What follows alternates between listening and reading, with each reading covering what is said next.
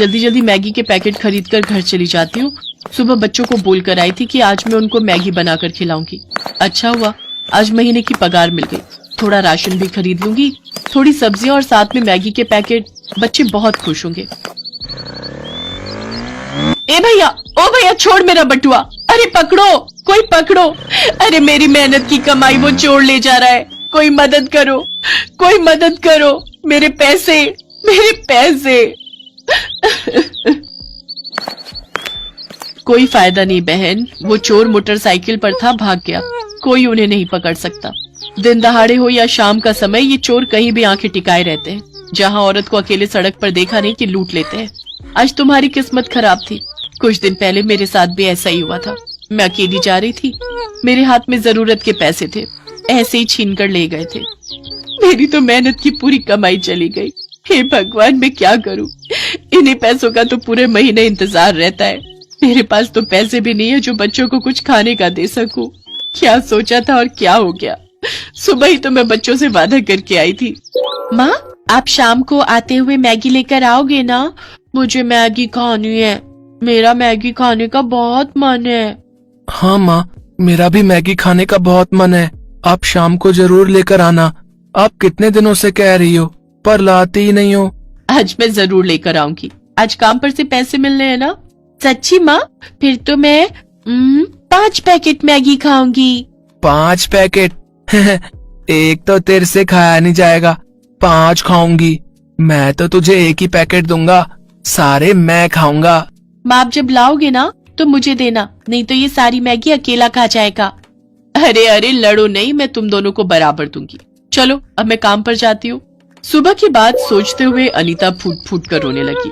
अनीता एक गरीब औरत थी जो अपने पति और 2 बच्चों के साथ एक छोटे से टूटे फूटे मकान में रहती थी।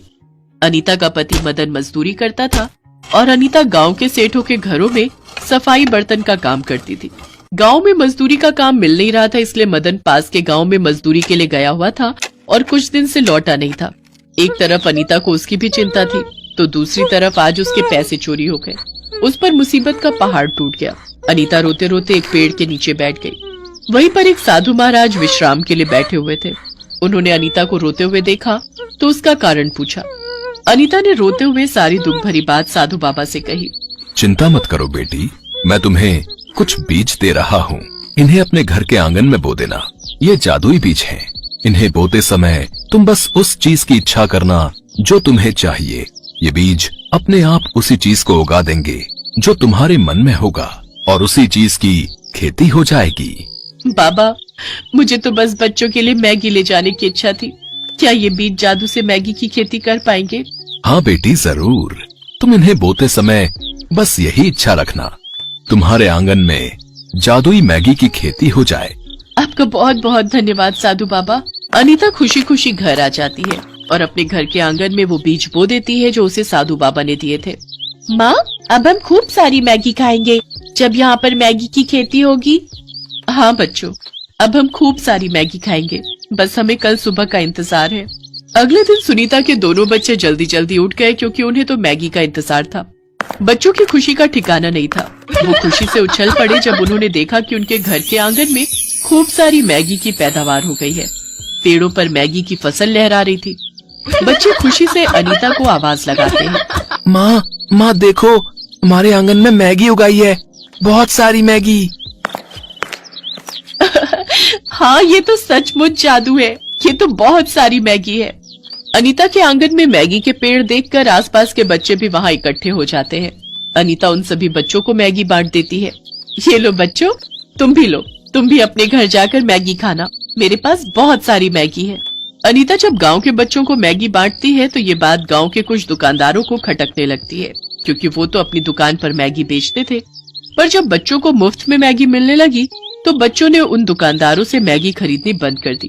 ये बात गांव के दुकानदारों को पसंद नहीं आई और उन सब ने मिलकर एक योजना बनाई। सरजू भाई, हमें कुछ करना होगा। ये अनीता और उसका पति तो मैगी का बड़ा व्यापार खोलेंगे, फिर हमारी कमाई नहीं होगी। बच्चे तो हमारी दुकान से ही मैगी खरीद कर खाते हैं। अब बच्चों की पसंद की चीज मैगी अगर ये मुफ्त में बांटने लगे तो हमारी कमाई कैसे होगी भैया? कुछ सोचो, जल्दी सोचो। मेरे पास एक उपाय है। हम सब मिलकर जो है इसकी सारी फसल को बर्बाद कर देंगे, जला देंगे बस। उसके बाद इसके आंगन में कोई मैगी नहीं होगी। तो एक काम करते हैं, आज रात ही इस काम को अंजाम दे देते हैं। सभी दुकानदार मिलकर अनीता के घर और मैगी की खेती को आग लगाने के बारे में योजना बनाते हैं। उसी रात मदन भी वापस आ गया था। उसे जब ये बात पता चलती है तो वो भी बहुत खुश होता है। अनीता, मैं सोच रहा था कि हम मैगी का व्यापार शुरू करें। हम गरीब बच्चों को तो बांटेंगे ही, साथ ही इस मैगी को शहर में बेचकर हम कमाई भी कर सकते हैं, ताकि हम गांव में उन पैसों से अनाथ आश्रम, वृद्धाश्रम और गरीबों के रहने के लिए घर बनवा सकें, ताकि इस गांव की गरीबी दूर हो जाए। हाँ, ये तुम बहुत सही कह रहे हो। हम गांव में स्कूल भी बनवाएंगे, ताकि हमारे बच्चों के साथ साथ गांव के सभी गरीब परिवारों के बच्चे पढ़ लिख कर खूब बड़े आदमी बने, खूब अच्छी नौकरी लगे। हमें बहुत कुछ करना है जी। मदन और अनीता आने वाली भविष्य की योजनाओं पर बात करते हैं। जब आधी रात को सब गहरी नींद में थे, तब सभी दुकानदार आग लगाने के लिए वहाँ पहुँचते हैं, पर वो चौंक जाते हैं। वहाँ पर तो कोई मैगी की खेती ही नहीं थी, केवल जमीन ही थी, वो भी खाली जमीन। मैगी के पेड़ गायब थे।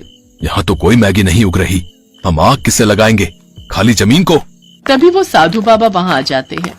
बेईमान और ईर्ष्यालु लोगों को ये फसल दिखाई नहीं देगी। ये उन्हीं को दिखाई देती है जो दयालु और ईमानदार होते हैं।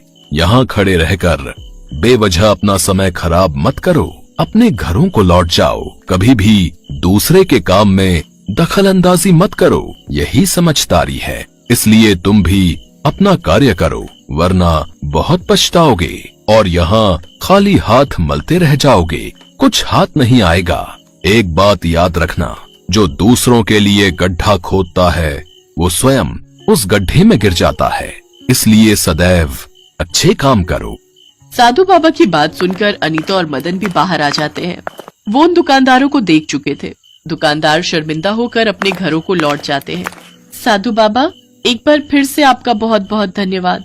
धन्यवाद साधु बाबा, आपने हमारे लिए बहुत कुछ किया है। बेटा, मैंने कुछ नहीं किया, सब कुछ ईश्वर ने किया है। ये सब तुम्हारे अच्छे कर्मों का फल है, जो तुम्हें ईश्वर से प्राप्त हुआ है। अनीता और मदन साधु बाबा की खूब सेवा करते हैं। साधु बाबा अनीता के परिवार को अपना आशीर्वाद देकर यात्रा पर निकल जाते हैं और अनीता और मदन ने जो योजनाएं बनाई थी, उसे उन्होंने जादुई मैगी के व्यापार को शुरू करके पूरा किया।